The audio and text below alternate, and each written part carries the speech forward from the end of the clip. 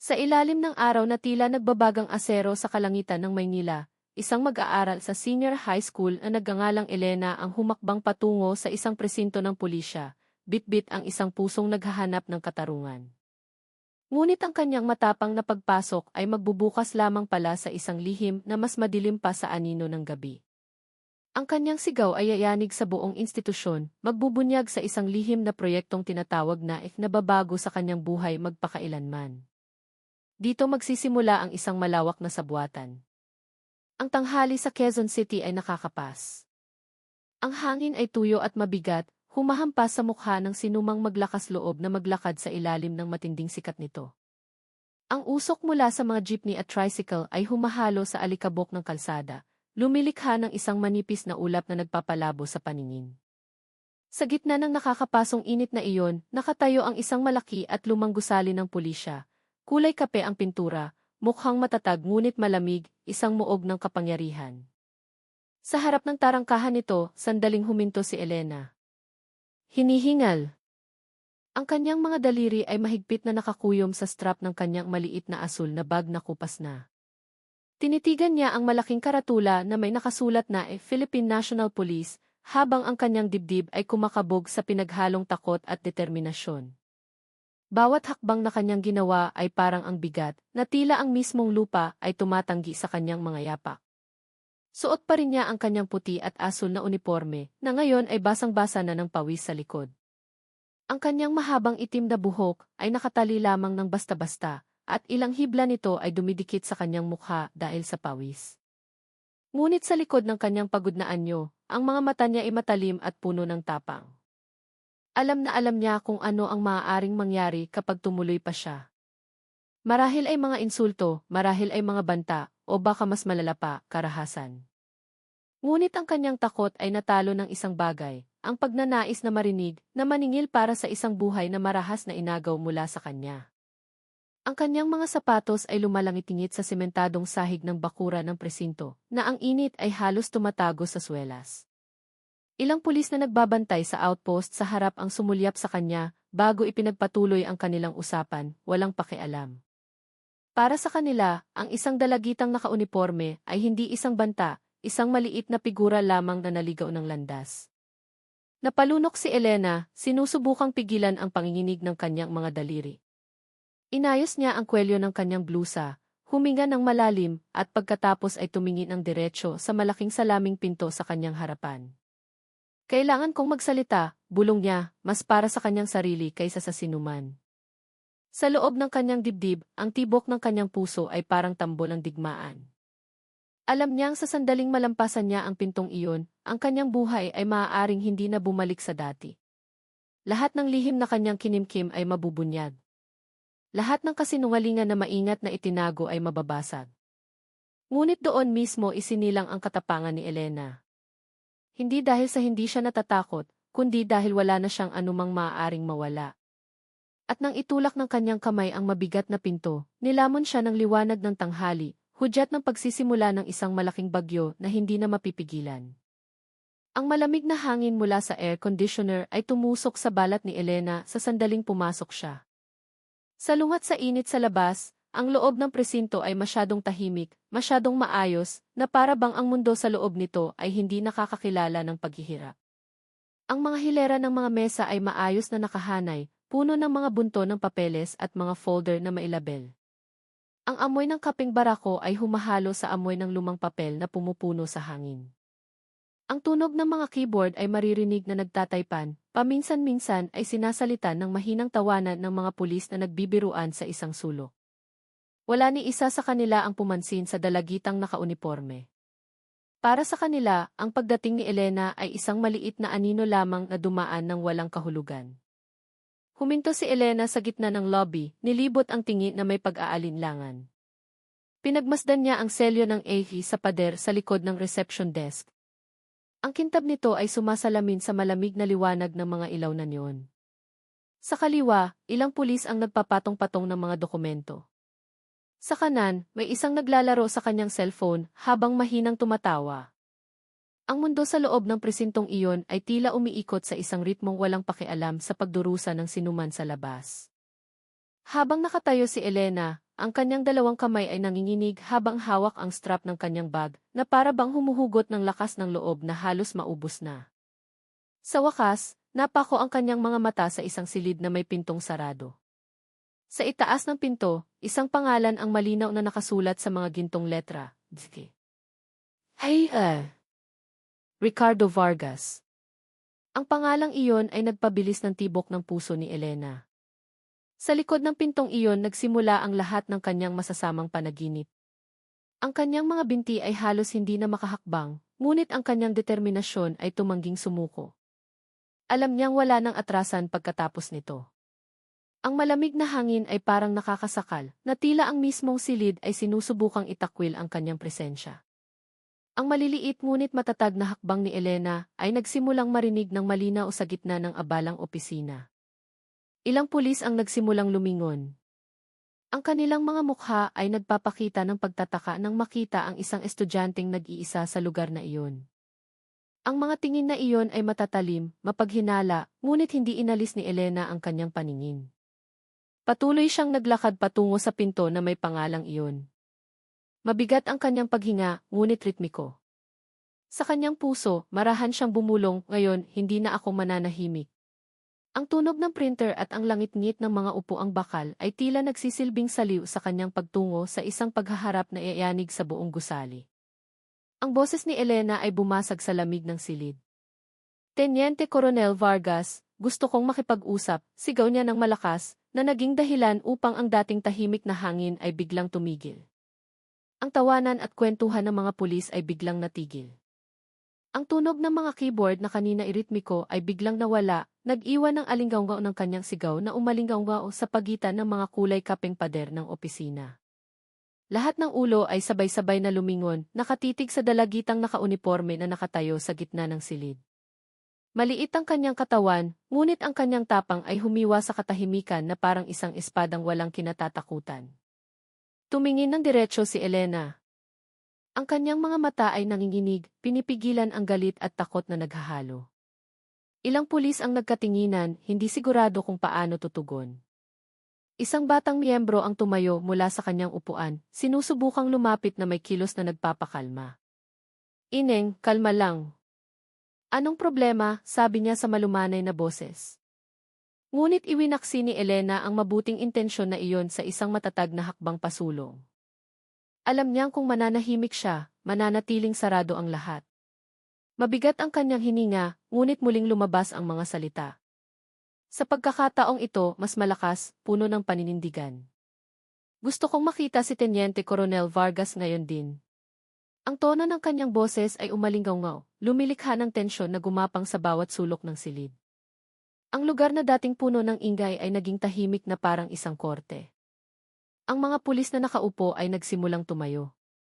Ang ilan ay nagkunwaring abala. Ang iba naman ay matalim siyang tinitigan na parabang si Elena ay isang banta. Sa kanang sulok, dalawang mataas na opisyal ang nagbubulungan habang nakatingin sa plakang may pangalan ni Vargas sa saradong pinto. Ilang segundo ang lumipas, gumalaw ang maliit na kortina sa bintana ng pinto. Isang senyales na may nakarinig sa lahat mula sa loob. Hindi yumuko si Elena. Ang kanyang tingin ay nanatiling nakatuon sa pinto, hinahamon ang sinumang susubok na pigilan siya. Sa kanyang isipan, umiikot ang mga boses na nakaraan, mga banta, pangungutya, at ang takot na dating pumipigil sa kanya na magsalita. Ngunit sa araw na iyon, nawasak ang lahat ng iyon. Wala na siyang pakialam sa reputasyon, sa kung sino ang nakakakita, o sa kung ano ang mangyayari pagkatapos nito. Ang alam niya, ang katahimikan ay lalo lamang magpapalalim sa sugat. Habang nakatingin sa kanya ang buong presinto, nanatiling tuwid ang tayo ni Elena. Hinihingal, ngunit nag-aalab ang kanyang mga mata. Hindi ako mananahimik, bulong ng kanyang isip. Sa likod ng pinto, isang anino ang nagsimulang gumalaw at sa susunod na sandali, ang kasaysayan ng buhay ni Elena ay magbabago magpakailanman. Ang tunog ng isang doorknob na lumangit-ngit ang bumasag sa katahimikan ng opisina. Lahat ng mata ay napabaling sa pintong gawa sa maitim na kahoy na dahan-dahang bumubukas. Mula sa likod nito, lumitaw ang isang lalaking matipuno ang katawan, suot ang malinis na unipormeng kulay kape, makintab na itim na sapatos, at isang mukha na nagpapakita ng otoridad at tensyon. Ang kanyang buhok ay nakasuklay paatras gamit ang pumada, at sa kanyang dibdib ay nakasabit ang isang lenkana na may nakasulat na id. Hey, Ricardo Vargas. Ang liwanag mula sa mga ilaw sa kisame ay sumasalamin sa kanyang makintab na ranggo, na nagpapatunay na siya ang taong kinikilala sa lugar na iyon. Ang silid na kanina'y maingay ay tuluyan ng natahimik. Tila pati ang hangin ay nagpipigil ng hininga. Lumabas si Vargas na may tiyak na mga hakbang. Ang kanyang mga kamay ay magkadikit sa likod. Anong gulo ito? Ang kanyang boses ay patag ngunit puno ng otoridad, tulad ng tono ng isang komandante na sanay magbigay ng utos. Ilang pulis ang dali-daling tumayo ng tuwid, nagbigay ng maliit na saludo na may kaba. Tumingin si Vargas sa paligid na may blankong ekspresyon bago tuluyang dumapo ang kanyang tingin sa maliit na figura sa gitna ng silid. Ang dalagitang nakauniporme ay nakatayo ng tuwid, maputla ang mukha at nanginginig ang mga mata, ngunit hindi yumuyuko. Sa sandaling iyon, may nagbago sa loob ni Vargas. Ang manipis ng ngiti na sandaling sumilay sa kanyang mga labi ay nawala ng walang bakas. Nagtagpo ang kanilang mga mata sa unang pagkakataon. Ang hangin sa silid ay tila tumigas. Bahagyang kumunot ang noo ni Vargas, na para bang hindi makapaniwala sa kanyang nakikita. Nanliit ang kanyang mga mata, tinitimbang ang sitwasyon, na para bang sinusubukang tiyakin na ang dalagita sa kanyang harapan ay hindi isang masamang panaginip na bumalik upang multuhin siya. Ikaw, bulong niya, halos hindi marinig. Tumingin pabalik si Elena nang walang takot, bagaman ang kanyang mga daliri ay bahagyang nanginginig sa gilid ng kanyang katawan. Alam na ng lahat sa silid na iyon na hindi ito isang ordinaryong pagtatagpo sa pagitan ng isang mamamayan at isang pulis. May isang bagay na mas mabigat ang nagtatago sa likod ng kanilang mga titigan. Ilang segundo na parang napakatagal ang lumipas ng walang salita. Ang tensyon ay napakakapal na ang tanging maririnig na tunog ay ang ugong ng air conditioner. Sa wakas, huminga ng malalim si Vargas at binago ang kanyang ekspresyon sa isang malamig at propesyonal na anyo, na para bang sinusubukang itago ang biglaang kaba na bumalot sa kanya. Pumasok ka sa opisina ko, sabi niya ng mahina ngunit mariin. Ang tono ng kanyang boses ay hindi nagbibigay ng puwang para sa pagtanggi. Ngunit hindi gumalaw si Elena. Sa halip, diretsong tumingin siya kay Vargas, ang kanyang mga mata ngayon ay puno ng tapang na isinilang mula sa sakit. Sa kanyang katahimikan, alam niyang ang pagtatagpo na ito ang simula ng isang laban na hindi maiiwasan. Ang mga hakbang ni Vargas ay mabilis at mabigat. Ang tunog ng kanyang sapatos na tumatama sa sahig ay nagpaatras sa ilang pulis na nakatayo malapit kay Elena. Sa loob ng ilang segundo, nawala ang agwat sa pagitan nila. Tumayo si Vargas sa mismong harapan ni Elena, tinitigan ang dalagita na may matatalim na matang puno ng galit. Walang pag-aalinlangan, hinawakan niya ang braso ni Elena ng marahas na naging sanhi upang mapaigtad ito sa sakit. Anong ginagawa mo rito? Ha? Bulong niya ng matalim sa tainga ni Elena. Ang kanyang tono ay mababa ngunit parang kagat ng isang tunay na banta. Ang kanyang mainit na hininga ay humampas sa tainga ni Elena na ngayon ay namumula na. Umalis ka na bago mo pa ipahamak ang sarili mo, pagpapatuloy niya, mas mahina sa pagkakataong ito, ngunit puno ng panggigipit na halos magpaiyak kay Elena. Yumuko si Elena. Nanginginig ang kanyang mga daliri sa gilid ng kanyang katawan, ngunit nanatiling bukas ang kanyang mga mata, nakatingin sa sahig na ngayon ay parang gumagalaw.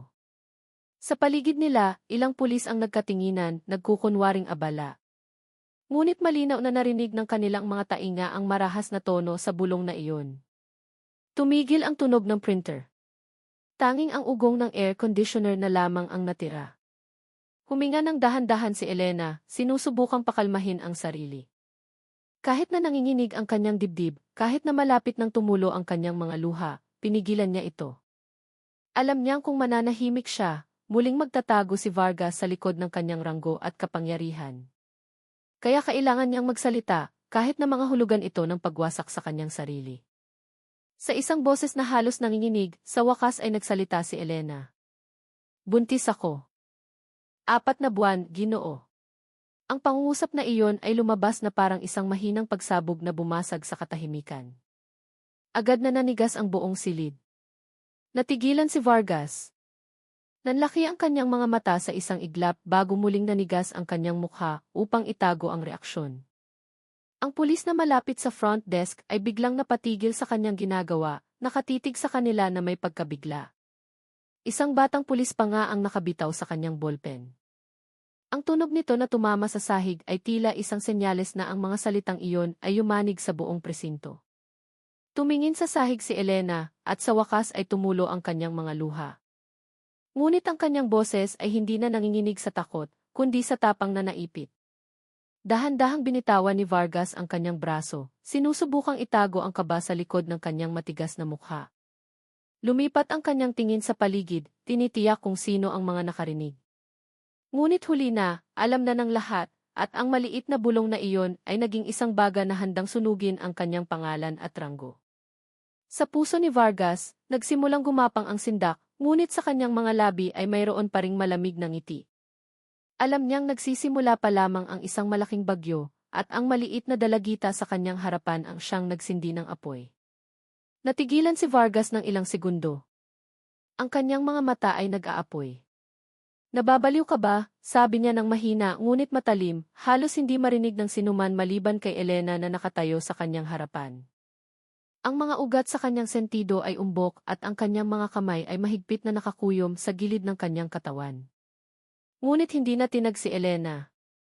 Dahan-dahang tumulo ang kanyang mga luha, ngunit ang kanyang tingin ay nanatiling diretsyo, tumatago sa pader ng takot. Sa loob niya ay mailabanan sa pagitan ng hiya at tapang, sa pagitan ng pagkawasak at katapatan. Napalunok siya, tiningnan ang lahat ng mukha na ngayon ay nakatingin sa kanya, at sa isang malalim na hininga, pinalakas niya ang kanyang boses hanggang sa umalingaw-ngaw ito sa buong silid.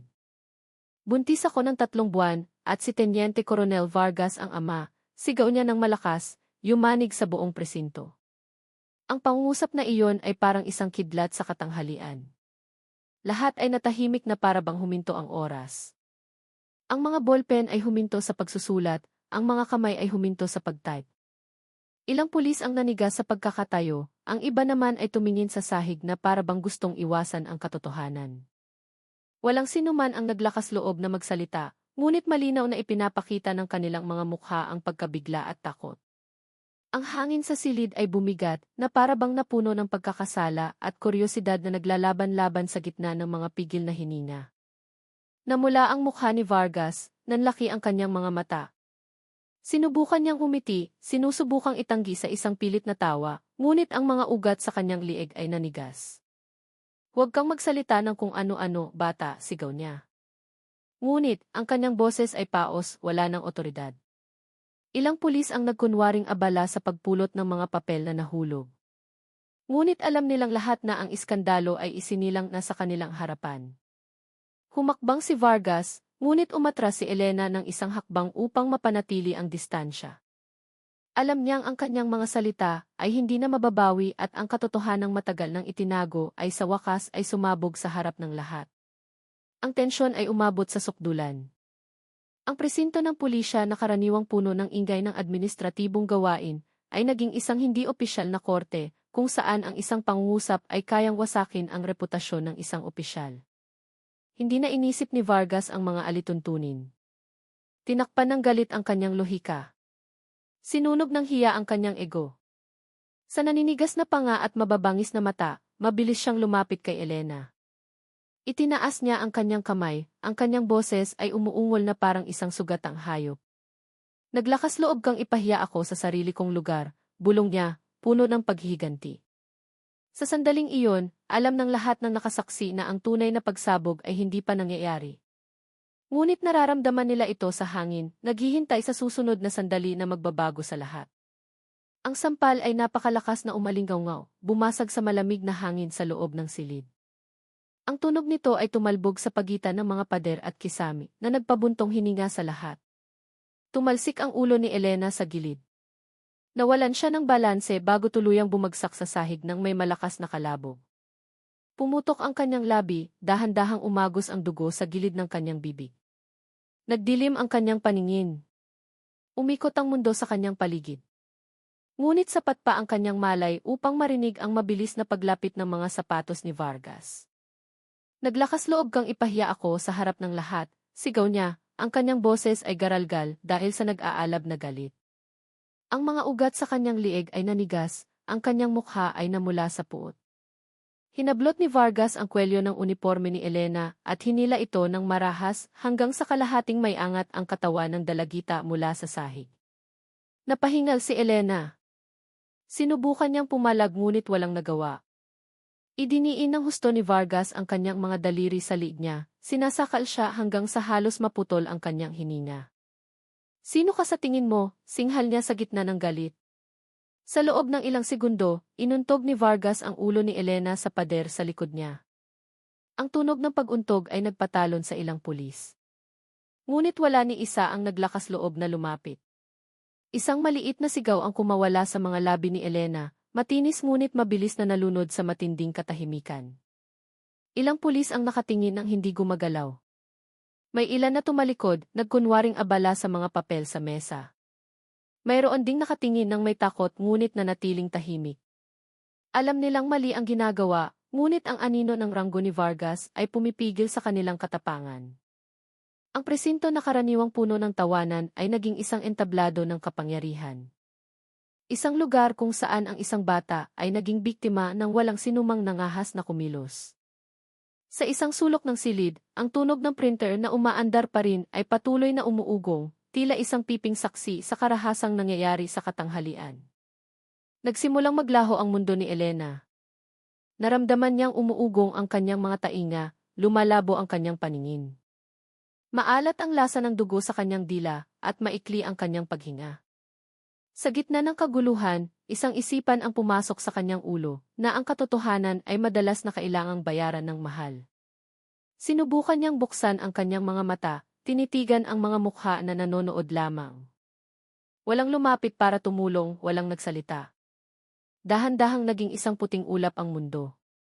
At bago siya lamunin ng kadiliman, naisip ni Elena na marahil ang katarungan sa bansang ito ay maipapatupad lamang ng mga taong handang mawala ang lahat.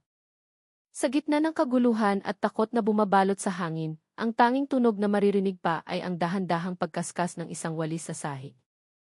Sa isang sulok ng silid, isang matandang lalaki na may manipis na buhok at maitim na balat ang nagtatrabaho, tulad ng dati, na para bang walang pakialam sa karahasang naganap sa kanyang harapan.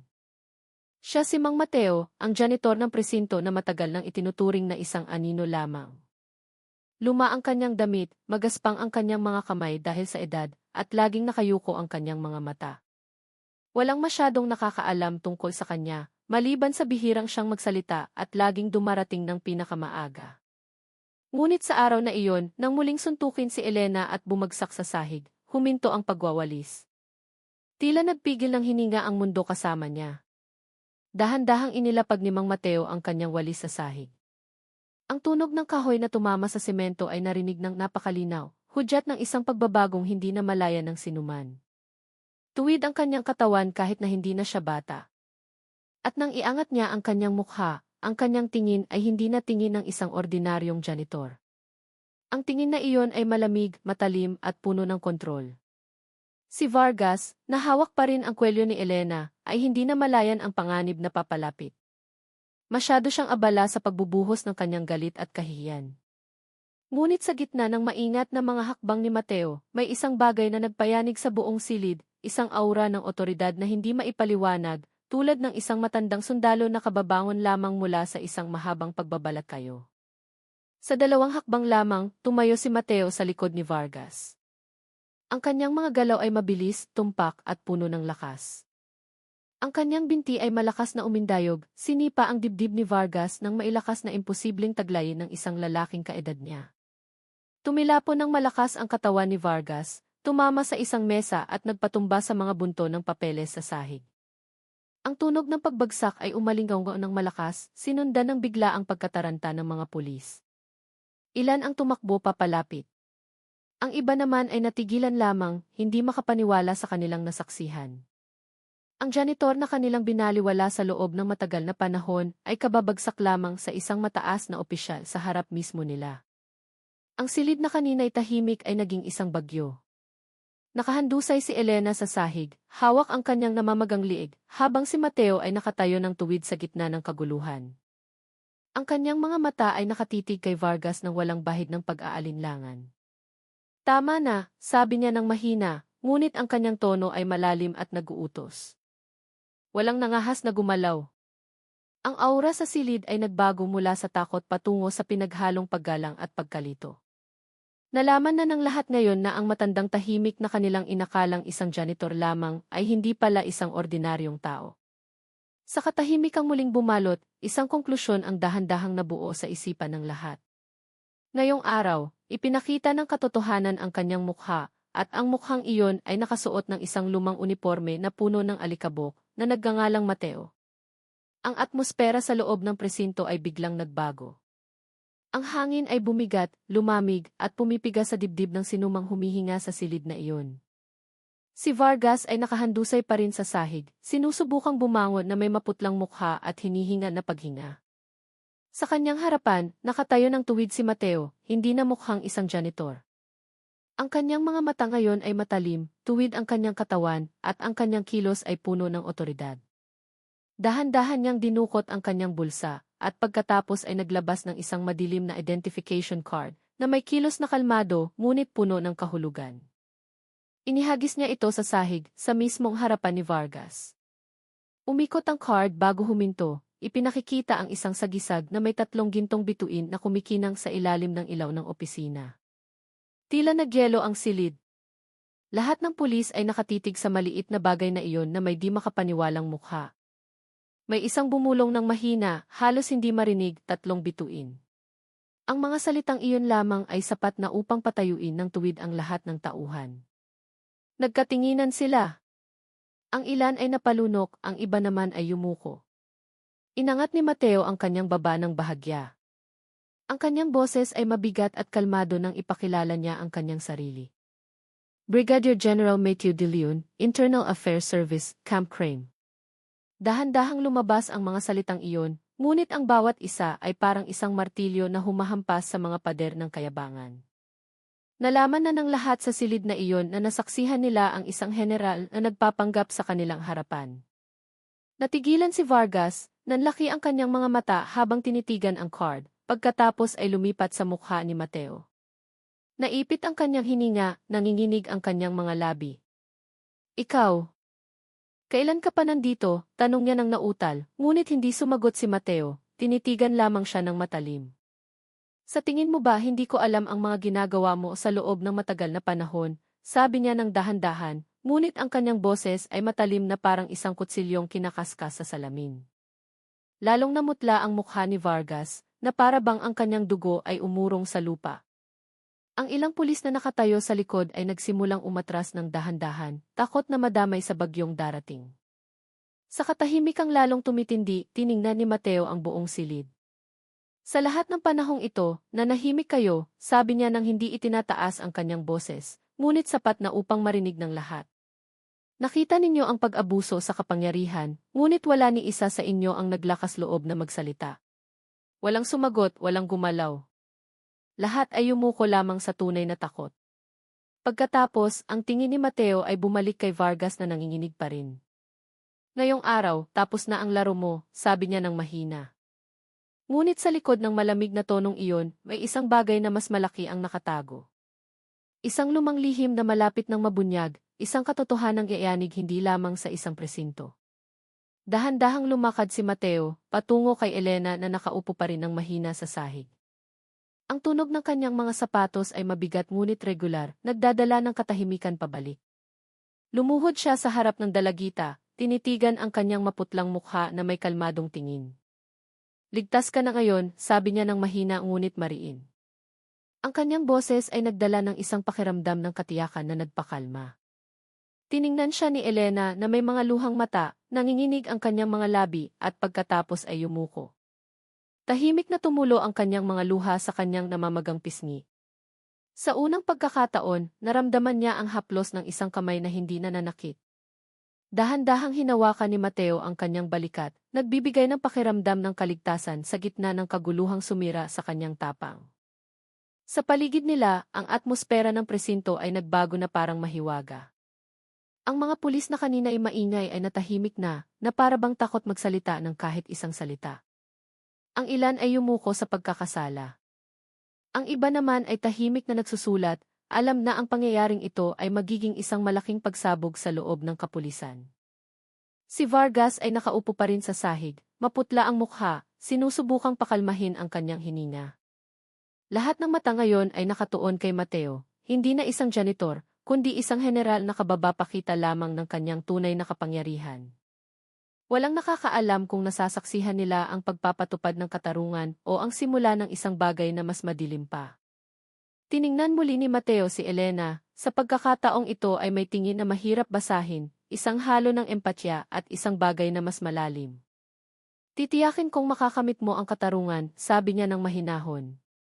Ngunit sa likod ng kanyang tono, may nakatagong misteryo. Hindi na siya nagsalita pa, tumayo lamang at tiningnan ang lahat ng tao sa silid, isa-isa. Ang kanyang tingin ay nagpayuko sa sinumang makakita nito. Sa kanyang katahimikan, mayroong utos, mayroong banta, at mayroong isang lihim. Walang nangahas na magtanong kung bakit ang isang general na may 3 bituin ay maaaring magpanggap bilang isang janitor sa loob ng maraming buwan sa isang maliit na presinto. Ang tanong na iyon ay nakabitin sa hangin, hindi nasasagot. Dahan-dahang tiningnan ni Elena ang likod ni Mateo na papalayo. Sa pagitan ng kaginhawaan at pagkalito, may naramdaman siyang kakaiba sa kanyang dibdib, isang halo ng pakiramdam ng kaligtasan at masamang kutob. Ang tingin ni Mateo bago umalis ay hindi isang tingin ng pagmamalasakit, kundi parang tingin ng isang taong sumusuri. Sa likod ng kanyang mapagprotektang kilos, naramdaman ni Elena na may isang bagay na itinatago. Isang bagay na mas madilim pa sa simpleng awa. Sa sandaling inakala ng lahat na ang araw na iyon ang katapusan ng kanyang pagdurusa, hindi pa alam ni Elena na iyon pala ang simula ng isang malaking laro na hihila sa kanya sa isang masalimuot na sabuatan, mas malalim kaysa sa kanyang maiisip. Dumating ang gabi na may bigat at katahimikan. Sa ikalawang palapag ng presinto na madilim na, isang silid na lamang ang may ilaw.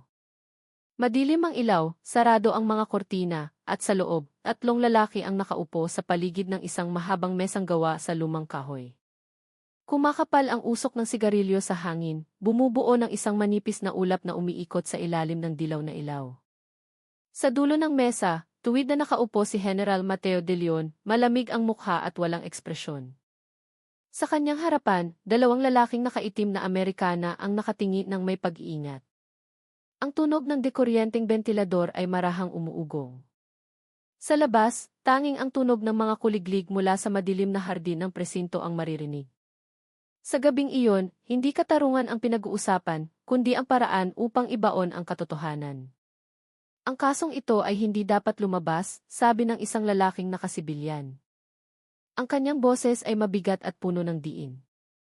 Dahan-dahan niyang tinapik ang mesa, binibigyang diin ang bawat salitang lumalabas sa kanyang bibig.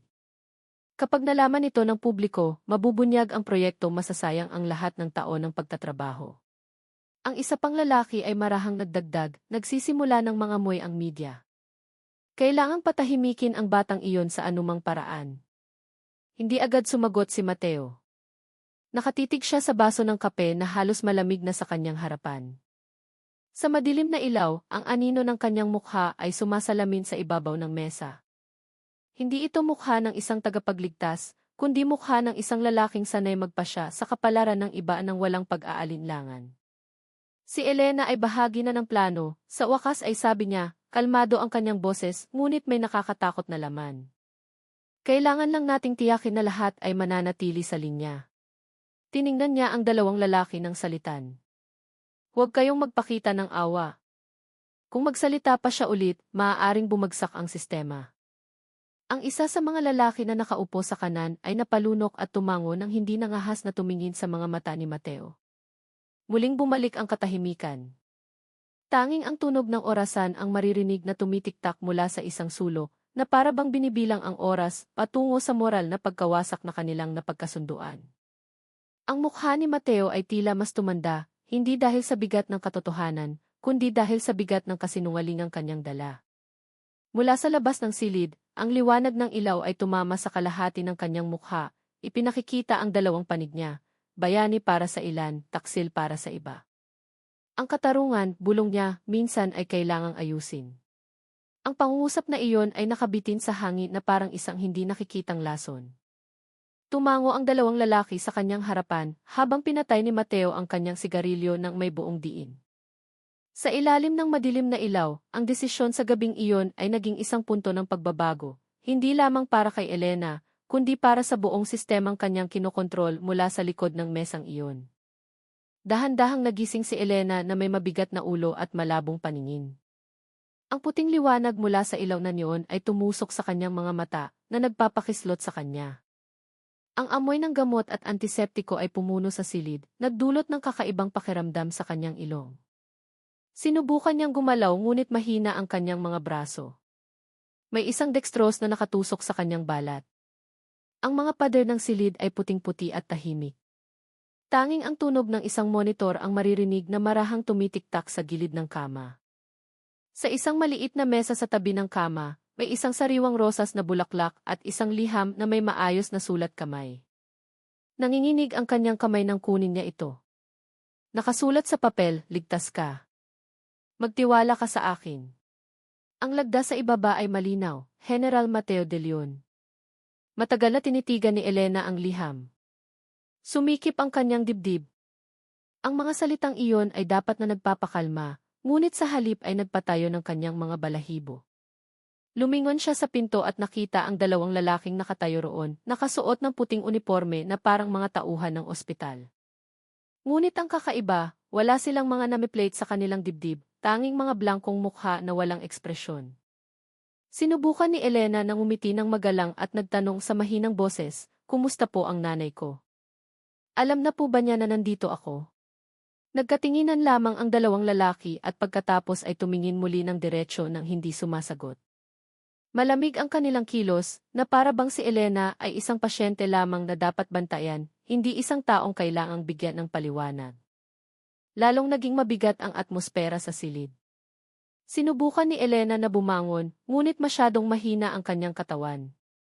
Inabot niya ang liham sa kanyang kandungan, pinagmasdan muli ang sulat kamay ni Mateo. Bawat letra ay tila may dalawang kahulugan, sa pagitan ng proteksyon at banta. Naalala niya ang tingin ni Mateo sa presinto. Matalim, tiyak, ngunit may itinatagong hindi mahulaan. Ligtas ka. Ang mga salitang iyon ay umalingaw sa kanyang isipan, ngunit lalo siyang nakaramdam na nakakulong. Nagsimula siyang mapagtanto na ang lugar na ito ay hindi lamang isang ospital. Ito ay parang isang lugar ng paghihiwalay kung saan lahat ay kinokontrol ng isang hindi nakikitang kamay. Tumingin si Elena sa maliit na bintana sa kanang bahagi ng kanyang kama. Bahagyang nakabukas ang kurtina, ipinakikita ang tanawin ng hardin ng ospital na binabantayan ng dalawang lalaking nakaitim. Walang ibang pasyente na dumadaan. Walang tunog ng mga yapak ng nurse, tanging katahimikan na nagpapatigil sa oras. Dahan-dahan niyang hinawakan ang liham ni Mateo at bumulong, "Kung talagang ligtas ako, bakit parang nakakulong ako?" Sa labas ng silid, isa sa mga bantay ang maikling nagsalita sa isang maliit na radyo sa kanyang bulsa. Isang pangungusap ang malabong narinig na tumago sa pinto, "Gising na ang subheto." Naghihintay ng susunod na utos mula sa itaas.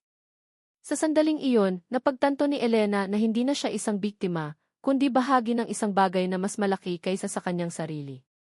Ang silid ng interogasyon sa ibabang palapag ay malamig at masikip.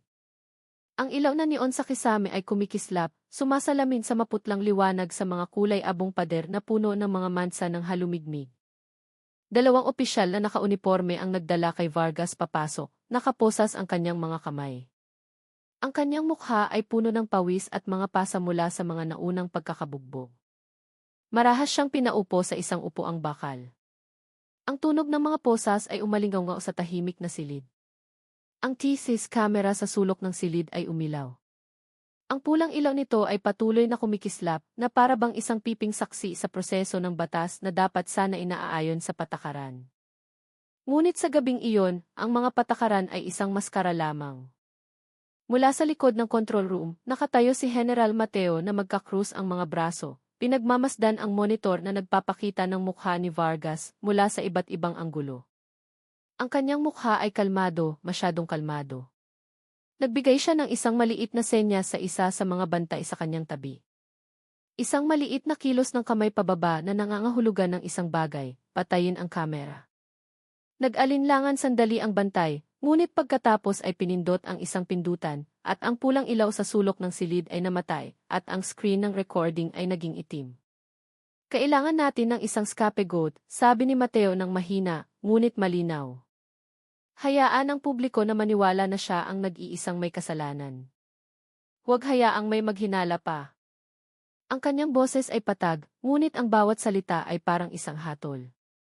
Itinaas ni Vargas ang kanyang ulo.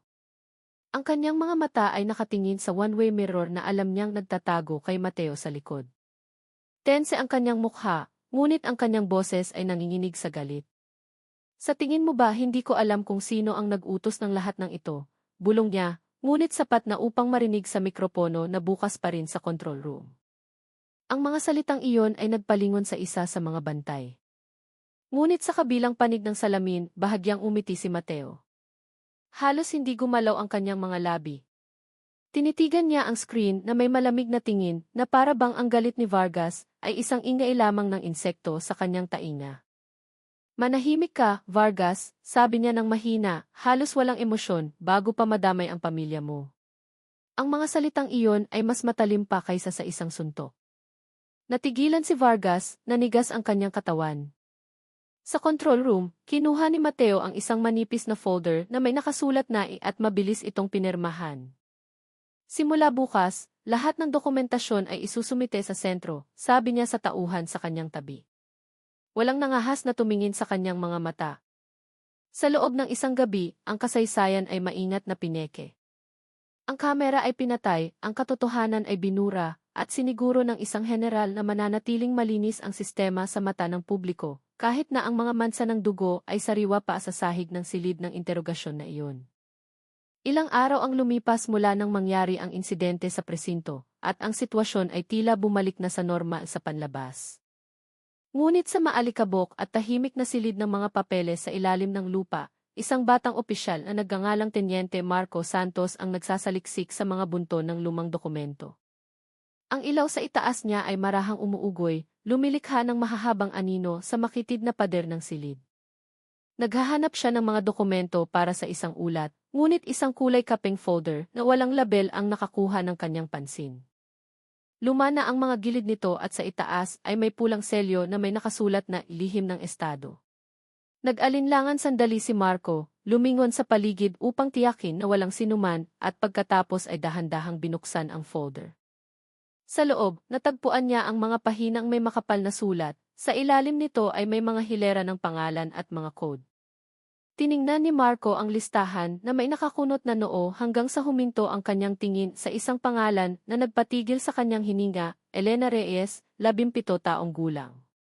Sa kolum ng deskripsyon ay nakasulat na piling subheto para sa simulasyon ng kontrol sa emosyon at persepsyon ng publiko sa mga kaso ng moralidad sa institusyon ng batas. Binasa niya muli ang bahagi sa ibaba na nakasulat sa itim na tinta. Isang eksperimentong panlipunan para sa pagmamanipula ng opinyon ng publiko. Layunin, lumikha ng isang salaysay ng korupsyon at moralidad sa loob ng kapulisan para sa katatagan ng politika. Ang mga salitang iyon ay tumusok sa kanyang isipan na parang isang kidlat sa gitna ng gabi. Umatras si Marco ng isang hakbang, nanlaki ang kanyang mga mata sa hindi paniniwala. Tiningnan niya ang susunod na pahina at natagpuan ang isang diagram ng istruktura ng proyekto, kumpleto sa daloy ng utos at mga lagda ng matataas na opisyal.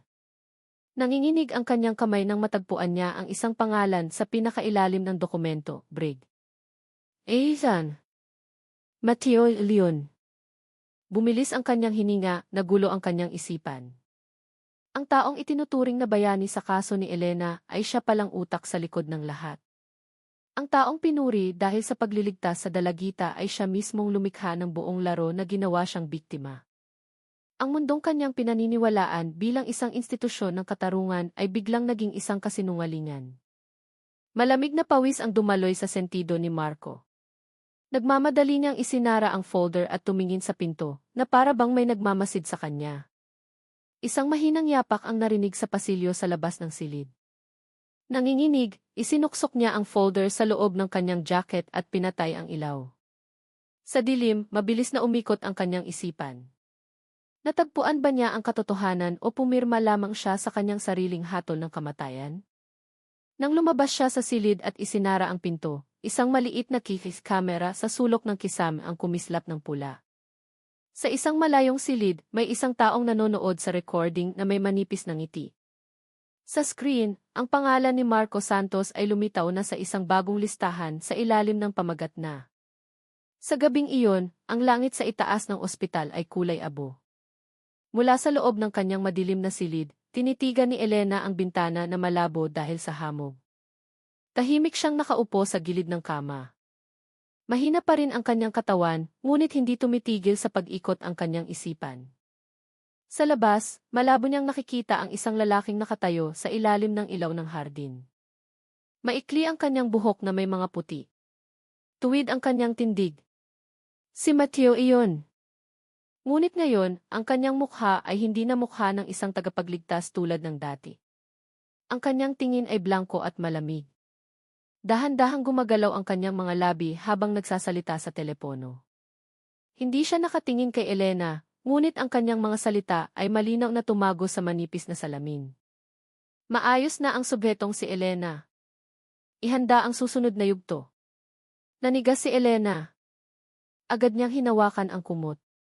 Nanginginig ang kanyang katawan. Ang salitang i-subheto ay umalinggaw sa kanyang isipan na nagpasikip sa kanyang dibdib. Tinitigan niya ang anino ni Mateo na papalayo na nawawala sa likod ng kumikislap na ilaw ng hardin. Sa katahimikan ng gabing iyon, may nagbago sa loob niya. Hinawakan niya ang kanyang tiyan na nagsisimula ng lumaki. Dahan-dahang tumulo ang kanyang mga luha. Ano ba talaga ang plano ninyo? Bulong niya sa paos na boses, ngunit walang sagot. Tanging ang tunog ng monitor ang maririnig na marahang tumitiktak, na para bang binibilang ang oras patungo sa isang bagay na mas madilim pa. Ang ilaw sa silid ay biglang kumislap, 1, 2 beses, bago tuluyang bumalik sa normal. Lumingon si Elena. Walang nurse, walang tunog ng mga yapak. Ang hangin ay malamig at mabigat. Sinubukan niyang pindutin ang call button sa tabi ng kama, ngunit hindi ito gumagana. Mula sa likod ng salaming pinto, isang anino ang dahan-dahang papalapit. Mabigat at regular ang mga hakbang nito na nagpabilis ng tibok ng puso ni Elena.